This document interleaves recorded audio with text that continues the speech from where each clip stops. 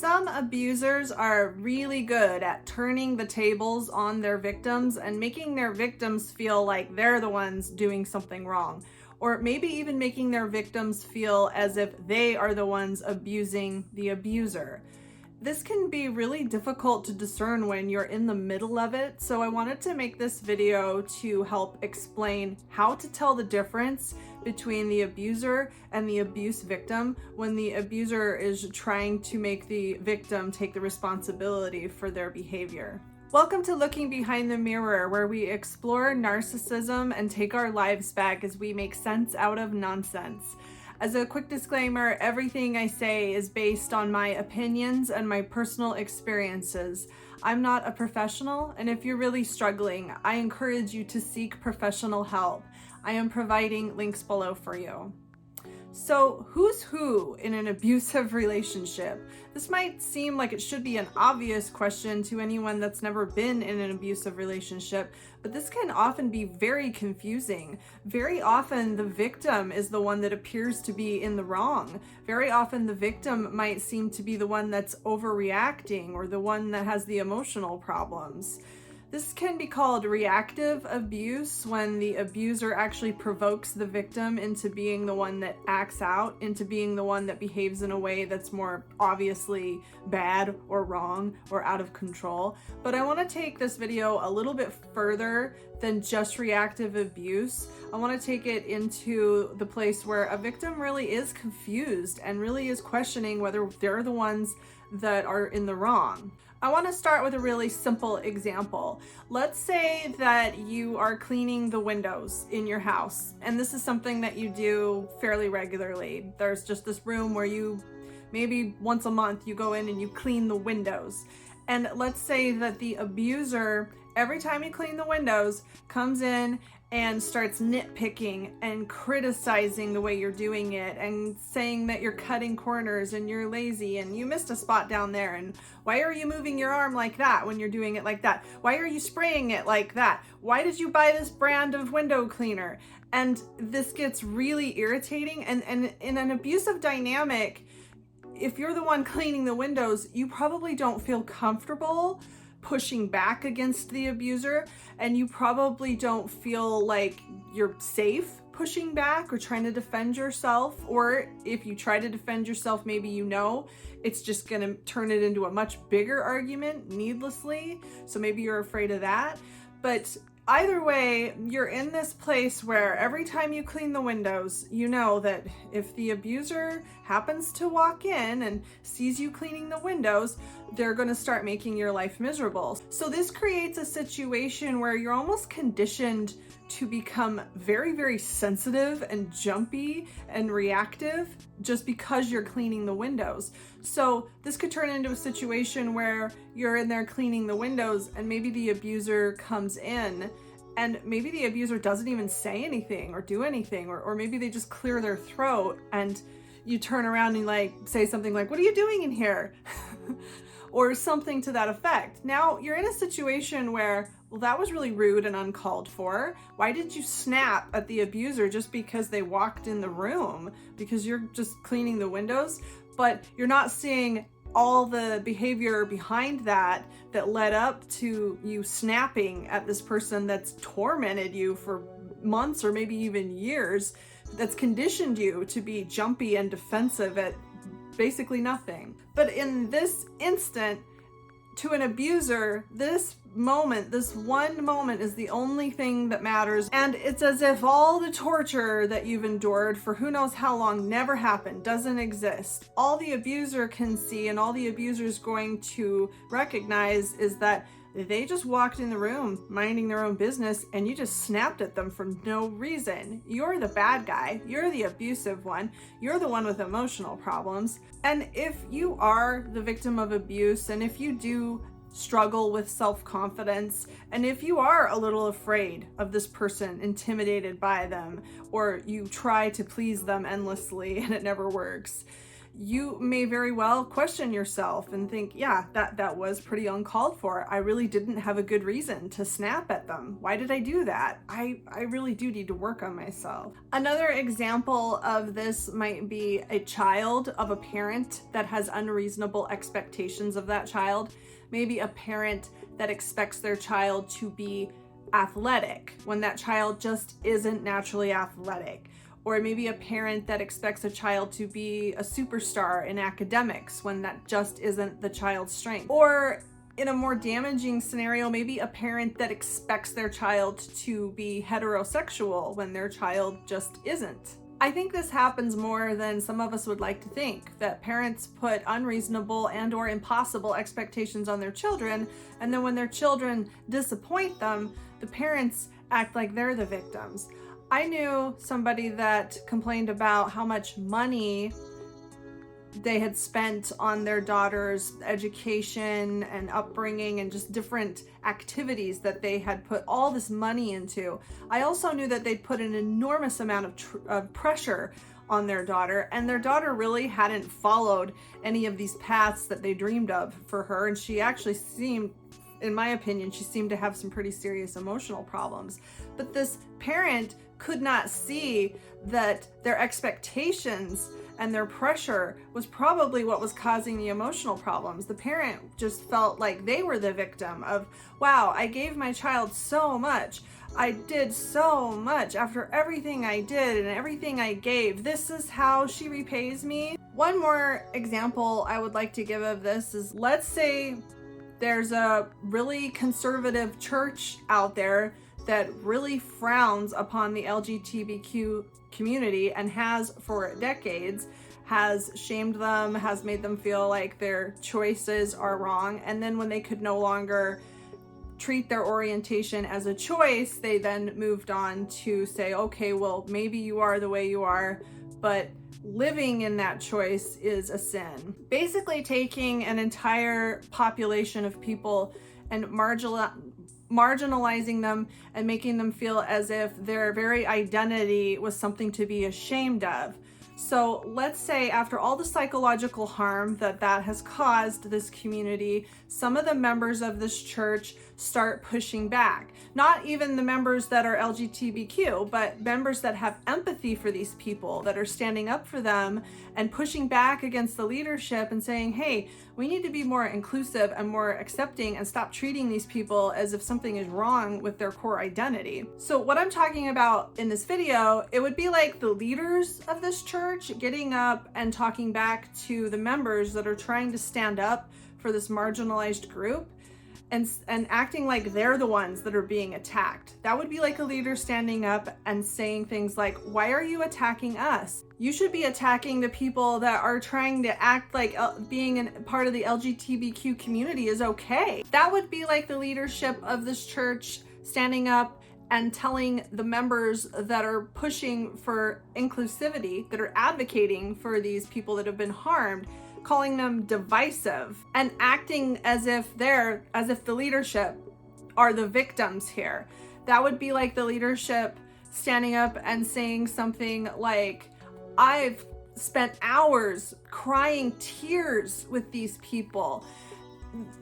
And then maybe this leader even chokes up a little bit and acts like they're the victim, acts like they've been persecuted, like the LGBTQ community and the people that are standing up for them are the ones in the wrong, are the ones that need to change their ways, and are actually the abusers in this situation, so deeply hurting the leadership that's just trying to promote a very archaic narrative. It's like an abuser that says something like, why do you make me hit you?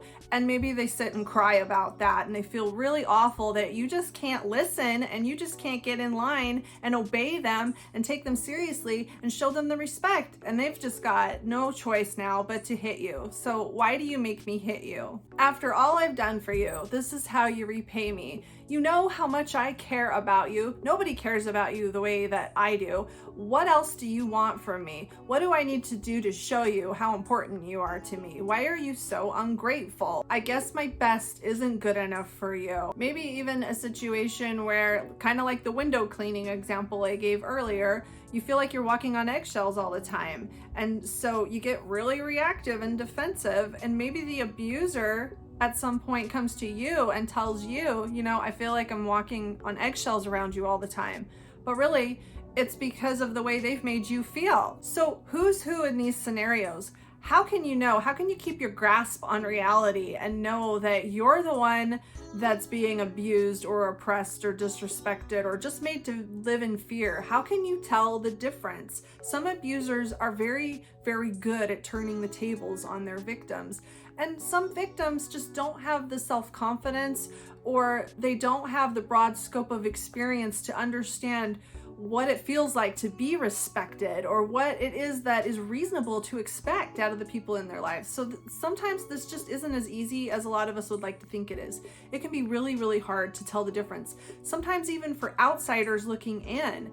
Like I said earlier, sometimes for somebody observing a victim reacting to months or years of abuse, sometimes it can appear as if the victim is the one with the problem or the one that needs to work on themselves. For me, this all comes down to empathy. Abusers have no empathy for their victims. Just like this proverbial church leader that I was talking about earlier, the church leader has no empathy for the LGBTQ community. They might say they do, they might cry on the pulpit and pretend that they do, but in reality, if they actually had empathy, they would try to come up with a better solution than to keep insisting that God told them that LGBTQ community members are pieces of shit. If they actually had empathy, they wouldn't feel so sad for themselves and feel like they have any place to call themselves a victim or to cry their own tears. The tactics of abusers exploit the empathy of the victims. The victims are the ones with the empathy, and the abusers are the ones exploiting that empathy. That's why an abuser will cry to their victim, and the victim will actually feel bad for the abuser. But when the victim cries to the abuser doesn't care about that, doesn't react to it, doesn't change anything, doesn't care. The victim is trying to please the abuser. Just like in the window washing example I gave, if you're cleaning the windows and the abuser comes along and starts torturing you and tormenting you and nitpicking every little thing you're doing, you are in a position, if you're the victim, where you're actually trying to do it in a way where the abuser might like it. You actually care about how the abuser feels about how you're cleaning the windows, and you're listening and you're trying to do it the right way. But if you're an abuse victim, you will probably quickly find that no matter what you do, it will never be good enough. But you care, you're trying. And if you were the abuse victim in that scenario, and someday you were the one walking into the room and the abuser was cleaning the windows, you would never in a million years treat them the way they're treating you. You would never come up behind them and start nitpicking everything they're doing. The tables would never ever turn in that way. So that's another way you can tell the difference, is if you would ever talk to the abuser the way the abuser is talking to you. Another way you can tell the difference is the defensiveness is coming from fear. So if you're an abuse victim and you get defensive and you get jumpy, nervous, whatever, your reactions and your reactive abuse is coming from fear. You are intimidated by the abuser. You're trying to please the abuser, and you're really getting on your own last nerve. You're getting jumpy, and it comes from discomfort and intimidation. The abuser is never intimidated by the victim, unless you want to get into maybe the abuser's intimidated and feels insecure about themselves, but the abuser's never going to feel afraid of the victim. The victim is the one that feels afraid, that feels ashamed, and feels like they're not good enough and they need to try harder. Only the victim walks on eggshells, truly, because only the victim feels like they are living in fear. Another way you can tell the difference is the things that abusers demand of their victims are either impossible to do, unreasonable, or endless. Like, no matter how many requests you fulfill, no matter how many things you do for the abuser, it's never, ever enough. Abuse victims ask for reasonable things that anyone should be entitled to, like a little civility, a little respect, acceptance, love, empathy. Abusers ask for things that just can't be done or shouldn't be expected. Like that church leader I brought up, expecting members of the LGBTQ community to either stop being gay or stop practicing their gay lifestyle. This is impossible and or completely unreasonable to ask of anyone. And in the window cleaning example, the abuser is coming along, and no matter how you clean the windows, it's just never good enough, no matter what you do, which is again an impossible request. Just clean the windows the way I said. Well, how did you say to clean them? Don't pretend like you don't know. I've told you 1,000 times. But no matter what you do, there's always something wrong with it. Another way you can tell the difference is in the power dynamic. So often the abuser is in a place of power. Maybe they're your boss, or they're a church leader, or maybe they're a parent. And I should clarify that it's definitely not impossible for an adult child to be abusive towards a parent, but that's another video. Or in a romantic relationship, there may be an uneven power dynamic there. Maybe one partner is more vulnerable than the other. Maybe they're more financially vulnerable or emotionally vulnerable, or for whatever reason, one partner has a lot more power in the relationship than the other one, has a lot more to hold over the other one's head. So usually when there's an abuser and an abuse victim, the abuser has some sort of uneven power dynamic that they're using against the victim. So it would be really weird for an employee to be abusive towards a boss, right? But an abusive boss can certainly make their employee feel like the employee is the one that's never listening, or never doing things right, or not caring enough, or whatever, when the employee is running themselves into the ground trying to be good enough. And one more way to tell the difference is self-doubt. The victim is the one that will wonder if maybe they need to improve, if maybe the abuser is right, if maybe they are doing everything wrong. Hey, baby, come here. Oh, yes. The abuser will never wonder if they're the ones that need to change, or if they're the one that needs to self-reflect, or if they're the one that's been abusive. So that's another huge indicator of who's the abuser and who's the abuse victim, is which one actually thinks that they might be the abuser. And when the relationship comes to an end, another big indicator of who the abuser is often the abuser is the one trying to get the victim to stay in the relationship. The victim is usually the one trying to get away, or trying to go no contact, or trying to move on, and the abuser is the one pursuing the victim. But that usually doesn't happen until the end of the relationship. So I hope this helps anybody out there that's being made to feel as if they're the bad guy, or they're the ones hurting the abuser, when the last thing that they would want to do is hurt somebody. Abusers take advantage of that. Like I said, abusers exploit the empathy of their victims when they themselves have no empathy for their victims. And I hope that if this is happening to you, you can develop the confidence and the self-love to see this clearly and see that you're not the one responsible for the way the abuser behaves. And of course, I really hope that you're able to get out of this situation. If you like this video, give it a thumbs up, and don't forget to subscribe to my channel if you liked this video and would like to see more like it in the future. Until next time, thanks. Bye.